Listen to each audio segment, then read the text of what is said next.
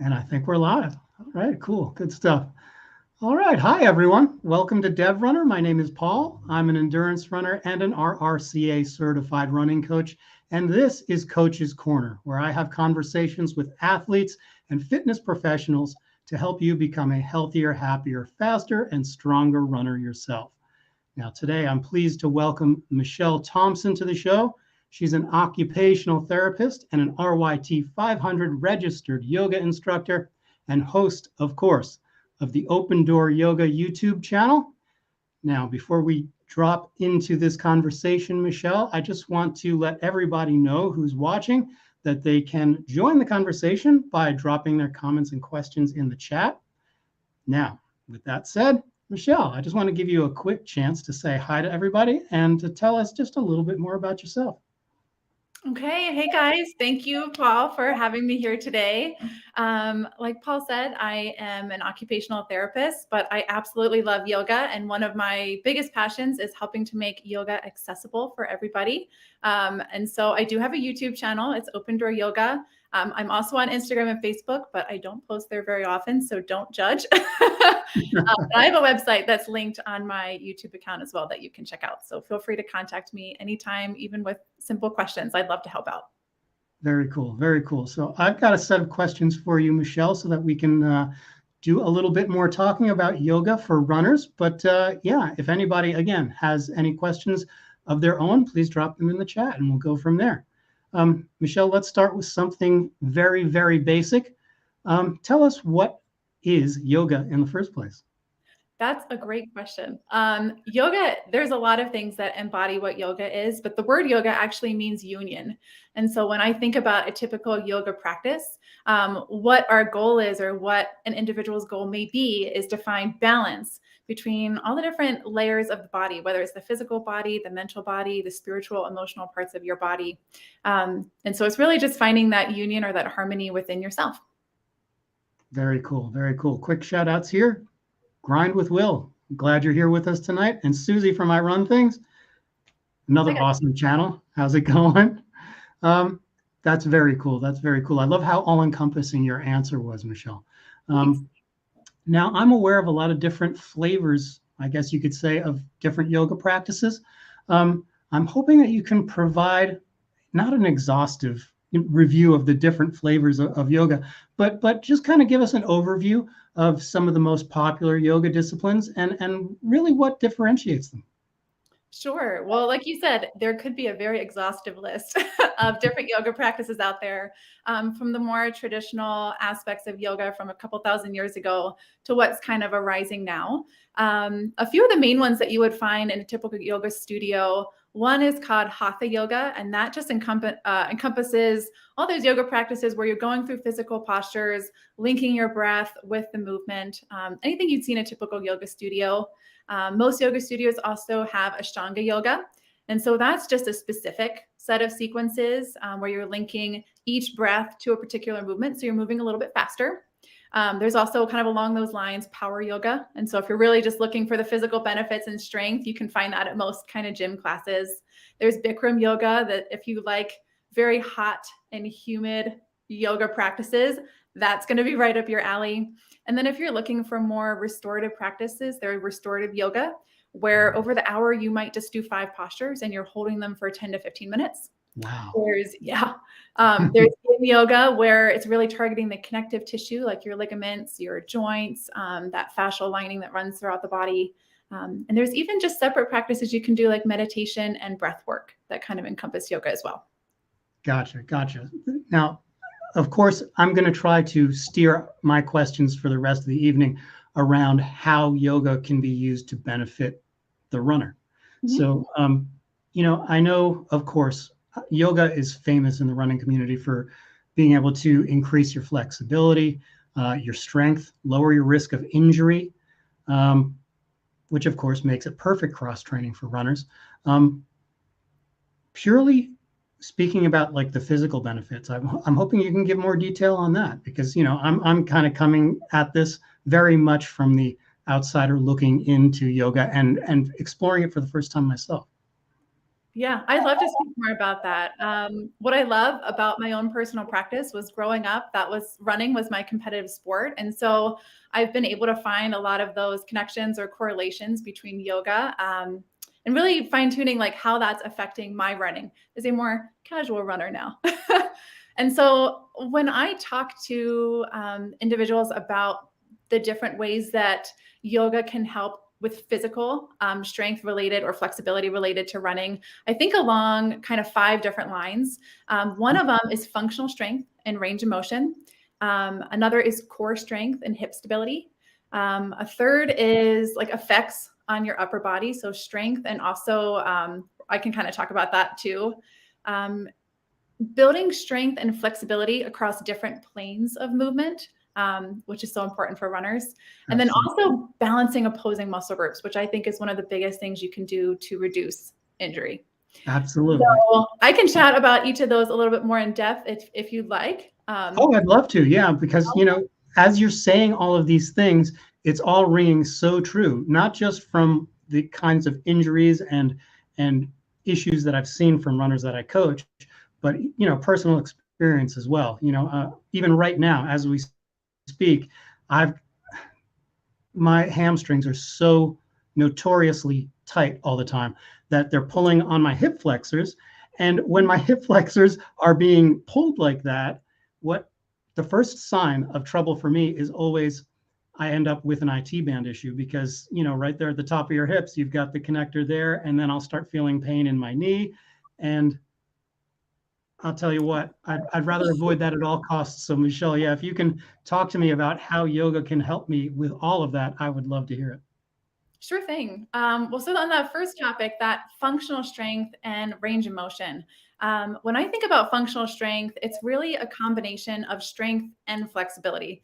So we know that like strength without flexibility, flexibility without strength aren't functional, right? We can't just be super strong and then not be able to move our body, or move our body but not have any functional strength behind that. And so we have to build a little bit of both. And typically what I find in runners is that functional strength and also range of motion is what helps reduce that risk of injury. And so what I love about yoga is it really promotes increasing not only that functional strength, but it also kind of moves those joints throughout a variety of range of motion and encourages greater range of motion that you can utilize on your next run. That's awesome. That's awesome. And that, of course, is the key to increasing your speed.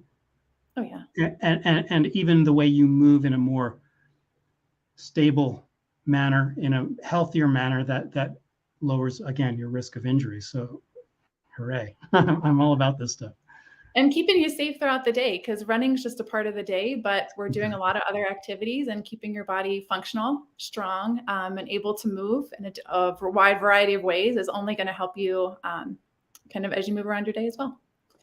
And so I know that second point was our core strength and that hip stability. And as a runner, I know how important it is to keep that strong core, because I've done running when I did not have the strongest of core. And I know as soon as I get tired, my posture tends to change. Not necessarily good posture or bad posture, but it changes, and it definitely affects my my gait, my stride, my power, and my speed. And so being able to build postural strength, which is involved in so many different yoga poses, is really paramount for runners, I think, as well.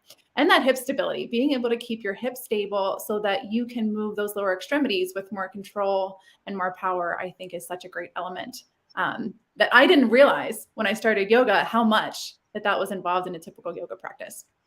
This sounds absolutely wonderful, because one of the things that I hammer home and to all of my runners, and I will not actually, believe it or not, accept running clients if they don't tell me from the outset that they are willing to do core work throughout the week, because of how important it is. Like,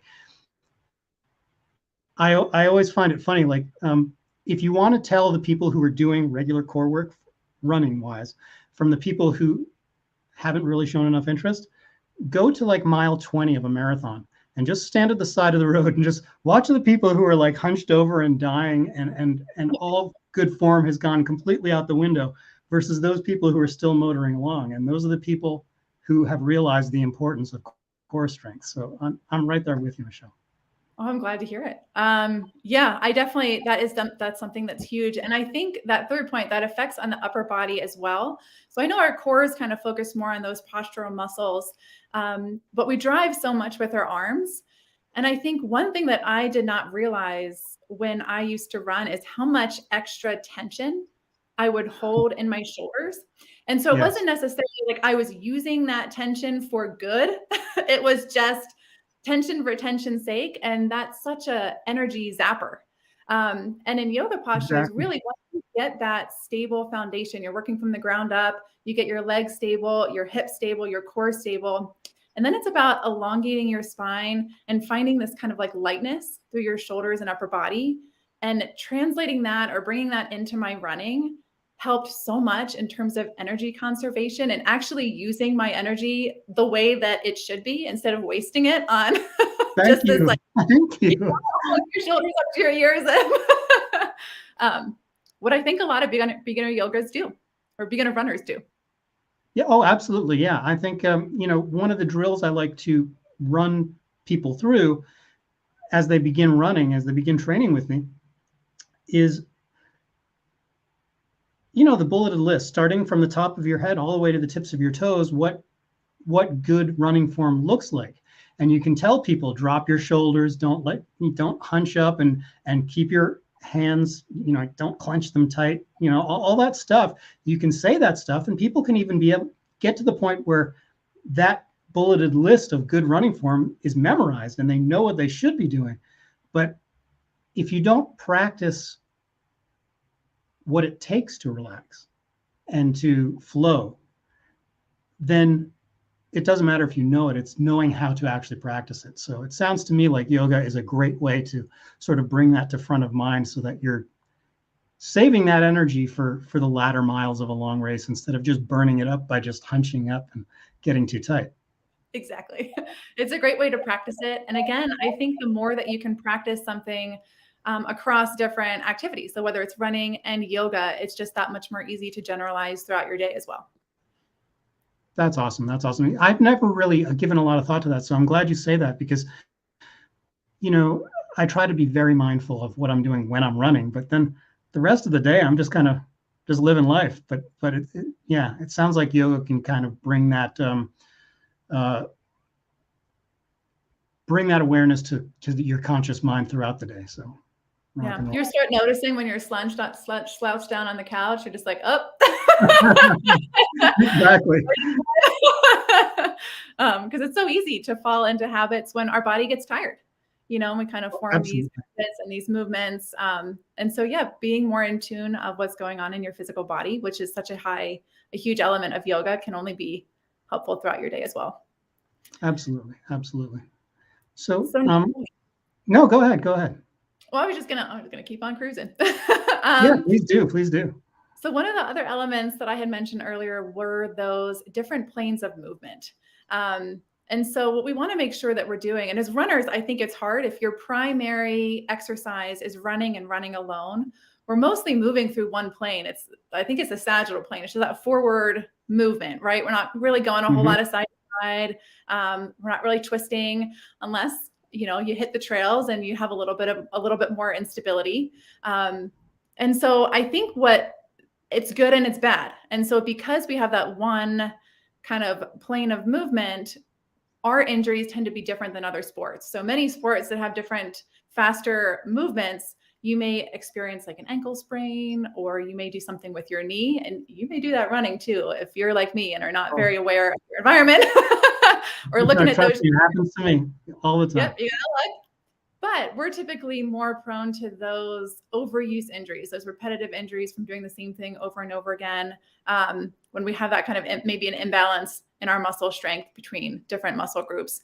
And so in yoga, because you're going through all those different planes of movement, you're strengthening all the different muscles that are stabilizing a particular joint, so that when you're running, you have all of that different type of strength behind that joint to keep it as safe and healthy as possible, because we are doing a very repetitive thing, going out there and hitting the pavement over and over again. It does put a lot of stress on our joints if we don't have that foundational strength. Absolutely. And one thing that I love about yoga, even though I'm, like I've said repeatedly already, I'm very new to it.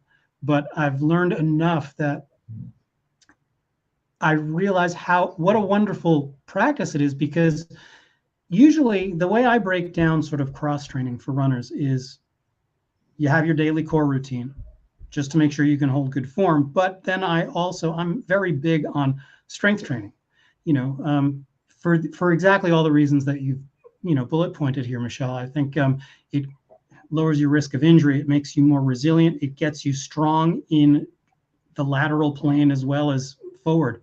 And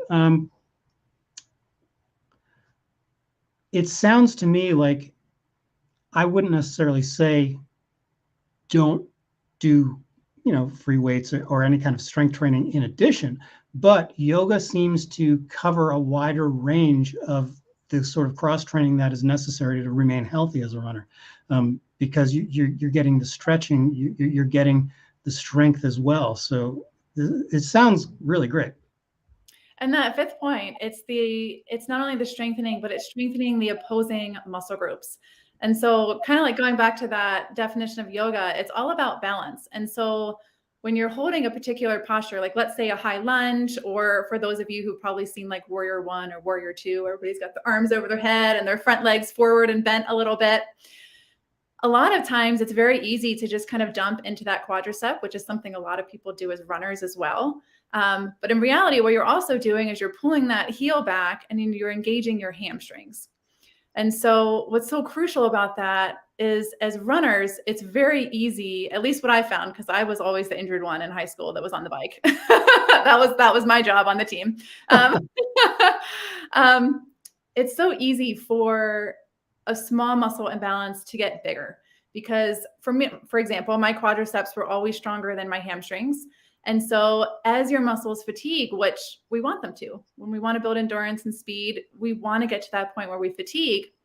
We tend to then recruit muscles from that stronger part of our body. And so then we're using our quadriceps even more and our hamstrings even less. And so our quadriceps are only going to get stronger, our hamstrings are only going to get weaker. And it's not necessarily weakness that's going to lead to an injury, but it's that imbalance that really kind of like stresses your skeletal system that can really lead to injury. And so by focusing on those two different muscle groups, you can really build stability, so that you can be a healthier runner, hopefully. Yeah, oh, absolutely. Absolutely. It's amazing how much work goes into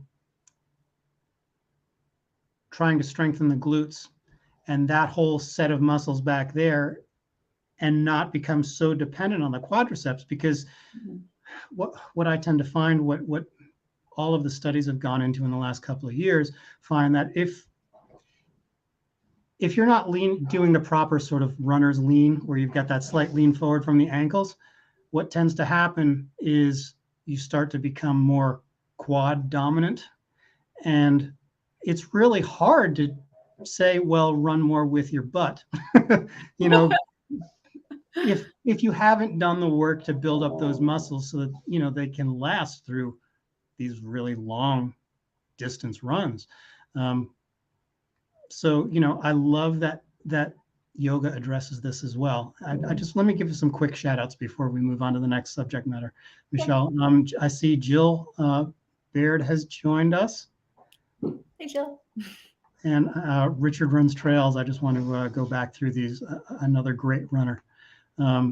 Let's see. Daniela Joy jumped in, an amazing YouTuber, just inspiration like crazy. So everybody, if you don't already know these names of the people who have joined us tonight, I encourage you to go check out their channels as well.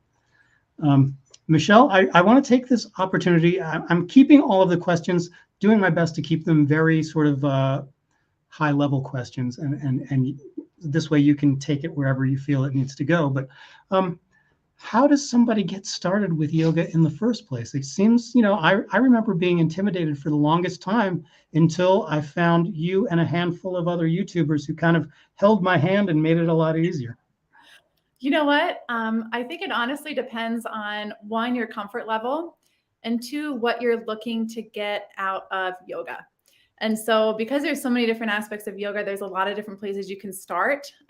For me, I know as a runner, I gravitated towards it for the same reason that you were mentioning earlier. And we're looking for more flexibility, because I was the person that in like middle school sit and reach was like trying to use all of the force I could to try to get my hands to my toes. Because as a runner, your hamstrings are it's just a chronic tightness that I feel like I run, I stretch, you run, you stretch, and it's just what it is. And so that's what gravitated me towards yoga. But I went to a beginner yoga class and felt so overwhelmed that I didn't go back for a few years. And so I think it is dependent on your comfort level, your confidence, and what you're looking for. I ended up doing the same thing that you did. I was on YouTube, and it was, yoga with Adrienne and all of those people that were big, like 10 years ago. And it was just like, okay, I'm in my own home and I can kind of practice alongside somebody without feeling like there was a lot of people around me, because it's a skill. Being able to get to the point where you're not worried about what other people are looking at you, that it's something that takes time. And so that was how I got into it. You could even get into it with something really simple as practicing meditation or breath work. Wow, that's an interesting angle. Yeah. And that's really easy. I mean, you don't even need to do poses for that. It's just finding a comfortable seat in your home. And there's some really great, easy meditation practices out there that you could follow along to. There's ones that you can create for yourself. There's even some really great, I love telling people to start with the breath, because I think it's something that's not only easy to understand and to feel, like get that physical feedback in your body, but it's something that's so helpful for running, because as runners, I think there's a lot of us who tend to get into this habit of these quick, shallow breaths and this upper chest. And so many of the yoga practices that focus on the breath that you can do, that pranayama practice, really encourage making use of not only your upper, your middle, but also your lower portions of your lungs. And there's a lot of studies that show that it can increase your lung capacity, which is huge for runners. Absolutely. Yeah, free oxygen, I'll take it, right? Yeah. And so there's a lot of different ways that you can enter yoga. So if the thought of going to a studio or doing a physical posture is overwhelming, even something simple like meditation and breath work are going to have positive effects on your running and are much more accessible. And you can do them at home.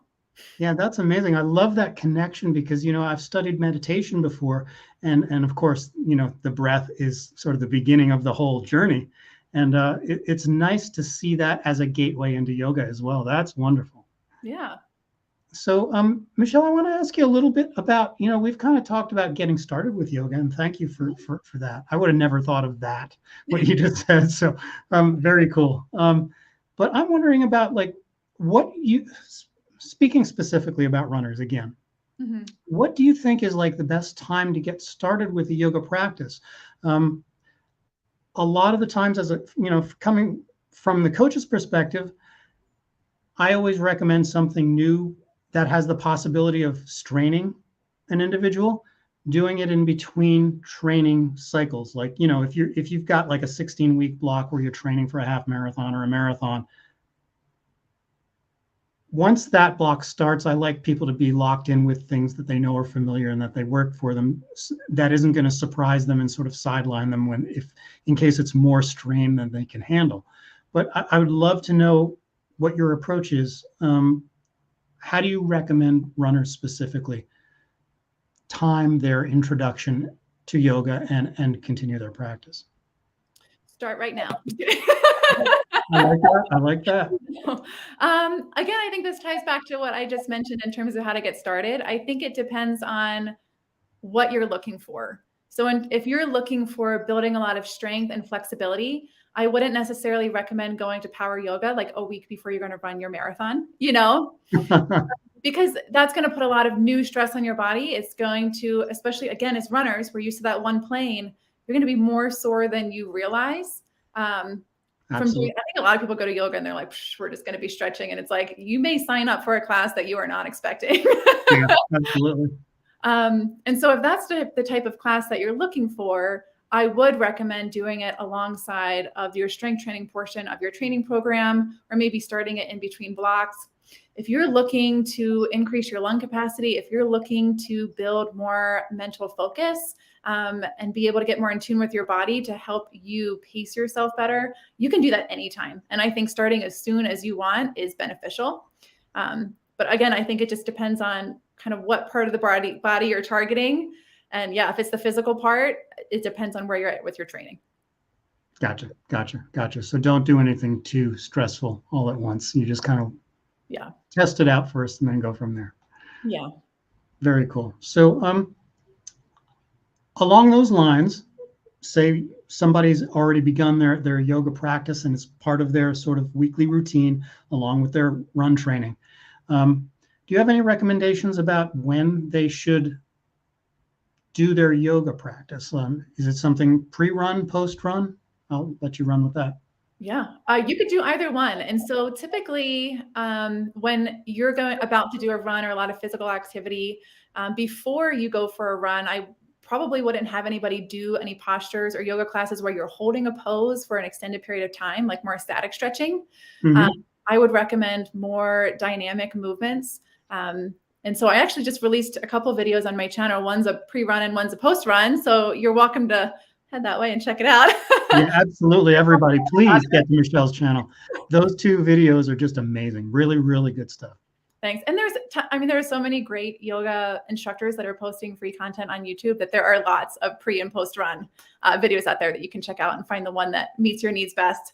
But definitely before a run, I'd recommend one that's more focused on you're matching your breath with your movement. You're really just kind of opening up the joints a little bit, building a little bit of heat, a little bit of strength to your body just to get it primed so that it's ready to run. But after running, I think is when I typically do more of my classes that involve holding postures for a little bit longer, really leaning into a stretch more than just kind of waking up a muscle, if that makes sense. Gotcha. And then some of those other practices like the power yoga or the hatha yoga practices where you're in a studio, that's something I would do separate from a run just to complement any type of training program that you're on. Wonderful stuff. Great. So I want to switch gears just a little bit here because we've done a lot of talking about the different flavors of yoga, how they can benefit you, when to get started, and even what time of day and what type of practices and what kind of exercises will benefit you depending on where it falls in the day. But I want to talk a little bit, and please forgive me, I'm going to do a little reading here because I've got a lot of notes behind the camera here. I've found that yoga, meditation, and visualization are really helpful tools, especially for runners, in managing stress, in managing the discomfort of long distance running, in order to achieve higher levels of performance. I'm hoping you can talk a little bit more about the mental side, the cognitive side of the yoga practice and how it can help runners. I'd love to. Again, one of the great things about yoga is going back to the focus on all the different parts of your body. And one of them is that mental body and that mental focus that it takes to get a little bit more in tune and to block out distractions. And so first, attending any type of like gym yoga class, studio class, you are going to be kind of training a little bit of that mental focus, whether you are working on a balance posture and you really have to kind of tune out those thoughts and focus on how your body is feeling. A lot of yoga practices, you're trying to sync your breath with the movement. So there's something that's really forcing you to stay focused throughout the remainder of the practice. But one of the things that I love about yoga, in addition to that physical piece, is 2 of the limbs of yoga. There's 8 limbs of yoga, are called the yamas and the niyamas. And they're essentially these kind of like quote unquote social constructs or like inward and outward observances that you can follow to help lead you to that balance or ultimate union within your body. And so one of those is called tapas or heat. And it's this idea of embracing heat. And so what I think of is like, if you're in a yoga pose, it's that idea of embracing the discomfort. And so when your body feels like it has to move, staying still. And I think building on that, it's like allowing thoughts to enter without having an emotional response. I love it. That was a game changer for me in terms of running, because we have all had those runs where we have just stopped because our mind has told us to stop, our body has told us to stop, and it's like, okay, I'm going to stop. And now there is a difference between kind of like physical pain and that, and I can talk about that next. But just that mental strength to say, no, this is just temporary discomfort.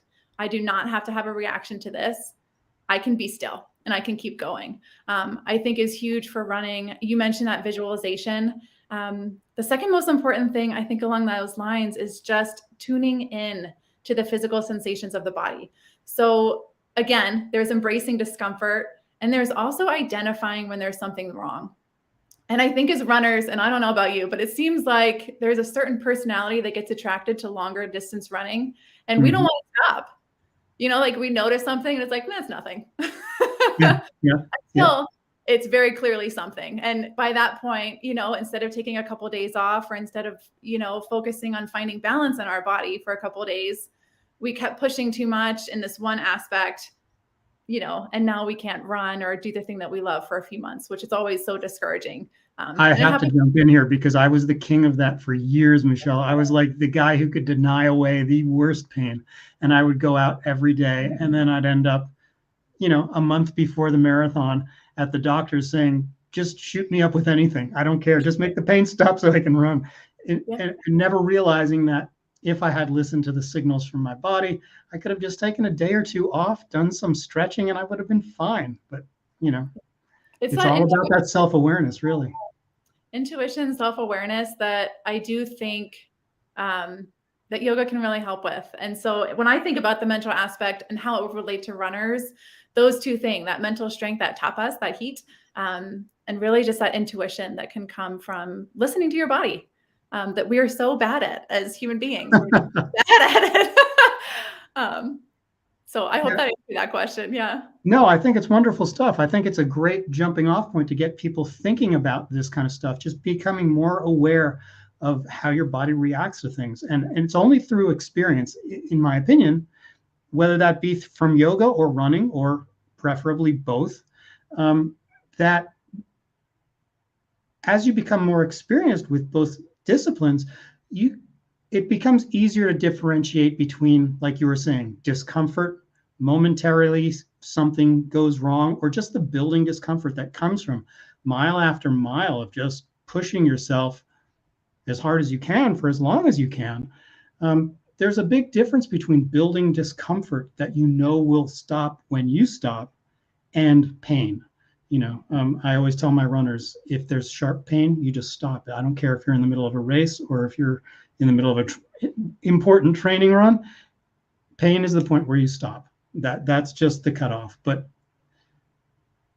becoming more used to and more comfortable with discomfort is huge. And I love the fact that you can also gain that kind of wisdom through yoga, so that you're not just depending on going out for an 18-miler just so you can experience massive discomfort. I know. Well, and I would just remember, I think it clicked for me because in high school when I ran, I always liked the hilly courses, the ones that went through the woods, that went up and down, that everybody hated. But if you put me on a flat open road where I can't see the end of it, it's like 5 minutes in, it's like, I can't do it. And I look back and it's mental. It's just absolutely see the end, and I didn't have something to distract me. I could not be alone with my thoughts. I just spiraled out of control. Yeah. It's amazing because, I think what's so important about the mental side of any practice is that you realize just how much the mind controls what your body can do. You can feel utterly exhausted, like my second run today is a perfect example. I was out there dragging along, and suddenly Van Halen comes on, and it's suddenly like, wow, where did all this energy come from? I went from wanting to fall over to hey, I can finish this run no problem. And mind you, that's from an external source that kind of pepped me up. But I think the longer we practice, we learn to be able to generate that kind of positivity and ignore the negativity that we generate in our own heads. It's so easy to get negative when things are getting hard. And, I think there's just so much that champion mindset comes from, I think, learning to deal with the pain and learning that this is just momentary. It's nothing to be worried about. Just get comfortable with it. And if I said the word pain, I apologize. I don't mean pain, I mean discomfort. Well, I love the word that you used in terms of practice, because I think that's how most people define yoga, is that it's a practice. And so for a lot of sports, it's very easy to get discouraged with numbers and goals. And yoga really encourages you to show up every day with what you've got. And it's about self-acceptance, it's about self-love, and it's about working with what you've got that day. And I think that mentality, taking that into running, is so helpful, because the negativity that we can create in our own minds based on, I'm not running the pace that I thought I would be, I'm more tired than I was hoping I'd feel. I mean, that alone can really affect your run and your progress if you kind of get stuck in that mindset. And it's easy to get stuck in that mindset. Yeah, oh, very much so. Yeah. I mean, the only thing that pulls me out of that kind of thing is sort of that awareness of, okay, well, this isn't the race. This is just a practice run. And I'm still getting benefit. It's finding a way to put the positive spin on it. And it's, maybe I'm not running 7-minute miles right now like I thought I should be able to go out and do, but I didn't sleep well last night. I didn't even get a particularly good breakfast in, but I'm still getting benefits from this run because I am still pushing my limits. And cardiovascularly, if that's a word, I'm still getting a benefit. I will still be stronger tomorrow because I put in the effort today, not just physically, but mentally as well. So very cool. I love, frankly speaking, Michelle, I love how all of these tenets that I constantly am telling clients to think about mentally and physically in the running realm seem to carry so well into the yoga realm, and how one informs the other. To get back to specifically to the people who are runners who are going to have a lot of questions, I want to make sure we touch kind of all these bases here. I know we've kind of touched on this, but I just kind of want to give you a jumping off point. Okay. Do you have to be physically fit to begin a yoga practice? Not at all. Not at all. It's one of the things I love about it. I think what scared me off of yoga for so long is, you go on Instagram and you see these pictures of people doing these postures that look like, I don't know who has this body and why they can get their foot here with their other arm in this, Absolutely. posture. And you look at it and you're just like, oh, that's not for me. I'm never going to do that. And I can tell you, I'm never going to do some of those postures. And yoga is not about that. But when that's all that you see and that's all that you're exposed to, I think it's very easy to get kind of scared off of yoga. And so this is where it gets really important to look at what you're trying to get out of yoga and to kind of pick your gateway appropriately. And so if you're a runner and you're very fit, you may gravitate more towards those more athletic, strength-based yoga classes, and that might be where you want to start. If you're somebody that's a little bit older and you're more of a casual runner, then you might want to start with more of like a restorative class, or that meditation, that breath work, to help you kind of find your own gateway into yoga. And typically what I found is you get out of yoga what you're not expecting to. So I got in just being like, oh, I'm just going to, get a little bit more flexible. And that's probably one of the things that I focus on least now. It's other aspects that I've found and learned that have shaped me a lot more, primarily because that's not something that was part of my personality.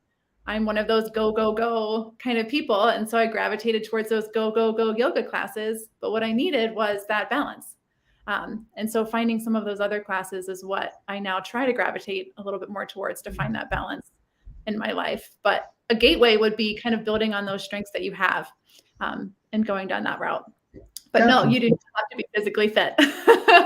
No, that's wonderful. And what you just said sort of resonates with me so well, because I'm sure everybody who watches my channel kind of gets the gist that I'm kind of like running obsessed, and I'll do everything I can to make sure. So I love the idea of, because in all truth, that's what originally got me interested when I saw your videos about, pre and post running and all that kind of stuff, yoga stuff, I was like, okay, this is going to help me run better. And it just only, I'm so blind sometimes, but it seems like I would get a ton of benefit more from what you just said, like just finding the balance and not being so obsessive. And I think having a more relaxed, well-balanced attitude towards running might go a long way to even helping me to achieve even higher ideals, faster goals, because one of the big things that's hard to communicate to runners, especially newer runners, is the key to getting faster is relaxing. The more relaxed your body is, the easier you flow. So the more efficient you can be. Yeah. Exactly. So, Michelle, I'm hoping you can talk a little bit, since you were very clear about saying you don't already have to be physically fit to begin a yoga practice. What are the physical moves, the poses that people can sort of count on actually seeing in real life beyond those insane poses and balances that you see sometimes? And to also talk a little bit about modifications that are available to make it more accessible to older runners, to people who with limited range of motion, all that kind of thing. So if you were going to a typical studio class, what I would say is if you're going to just a general like yoga 101 class at your local gym, you could probably expect to do a variety of postures. Some of them are going to be seated. So seated on the ground, whether that's kind of like folding over your legs, or just trying to sit upright with legs extended in front of you, doing some hip openers on the ground. You may do some standing work. So transitioning between some standing postures. There will most likely be a little bit of balancing involved.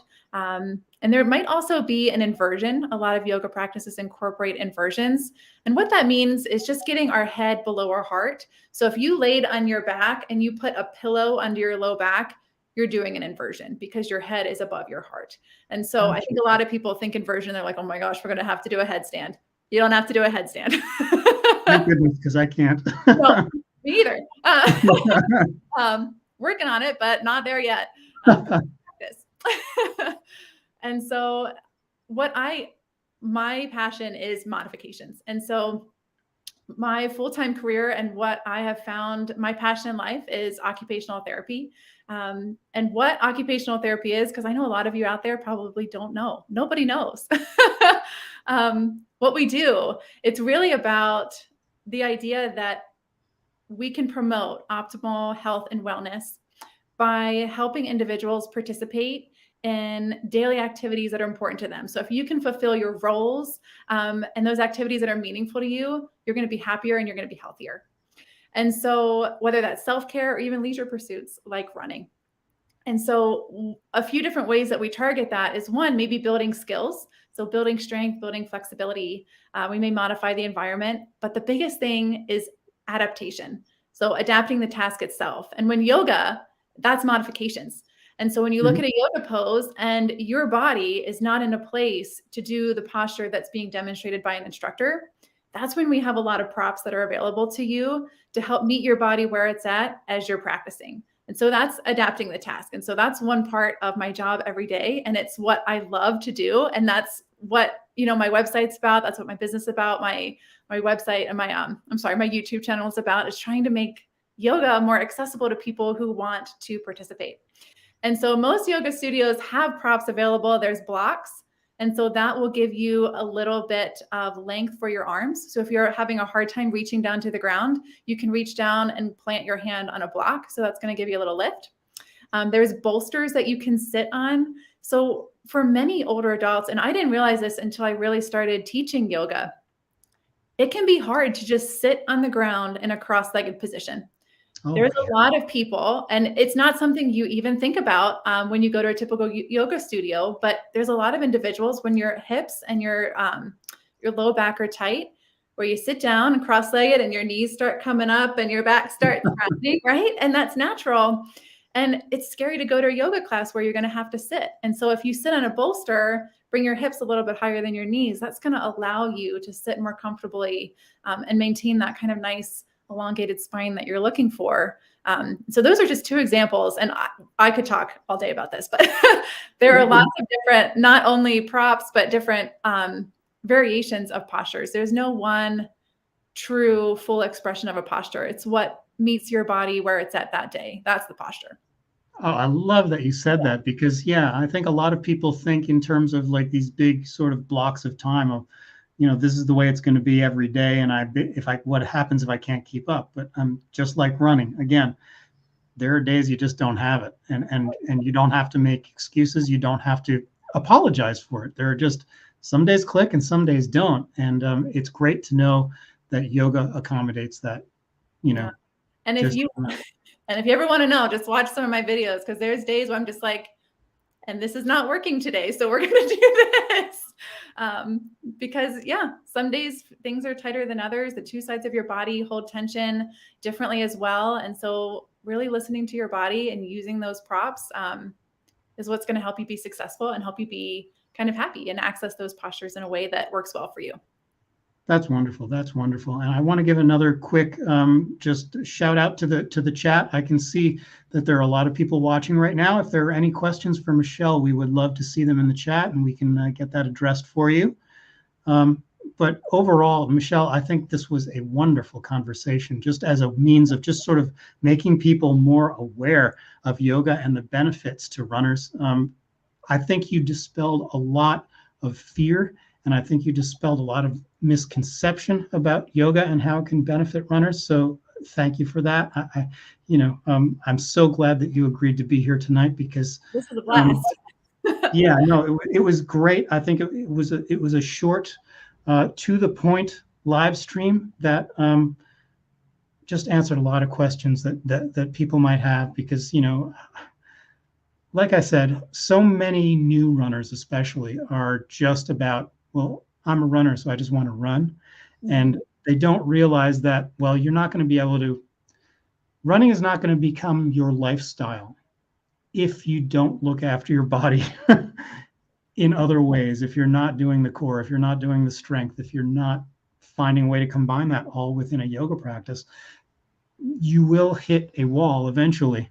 Because your body can't handle that kind of daily pounding from running if you're not strengthening it with other means. So and I think even just what you just said, I think a lot of it depends on that reasoning behind running. And one of the things that I've learned, especially that emotional body that's part of us, I think when you focus your life around one specific activity, whether it's running or whether it's anything that you're passionate about, there's different reasons that we do that. And sometimes it comes from a place of feeling inadequate, and achieving goals and doing things like that is what brings us that feeling of adequacy. And when you do yoga or you do meditation and you really start to tune into your body, I think it's much easier to come to terms with some of the reasons why you may have that drive to push yourself the way you do, and then be able to kind of reframe that into a much more positive outlook, which is always healthy, right? Incorporating that mental and emotional state is only going to make your running happier, because if you're running for a place to try to find or feel better, then when you get injured and you can't run, that has a huge effect on you. Oh, absolutely. I've unfortunately known a lot of runners that are like that, and I put myself in that basket. That's absolutely wonderful. I love the idea of yoga being a means to finding inner peace, not in some kind of big flowery, big picture way, but in a way that it just makes your daily life better. Absolutely wonderful. Cool. Michelle, before we get out of here, I want to give you the opportunity to share all of your social media outlets once again.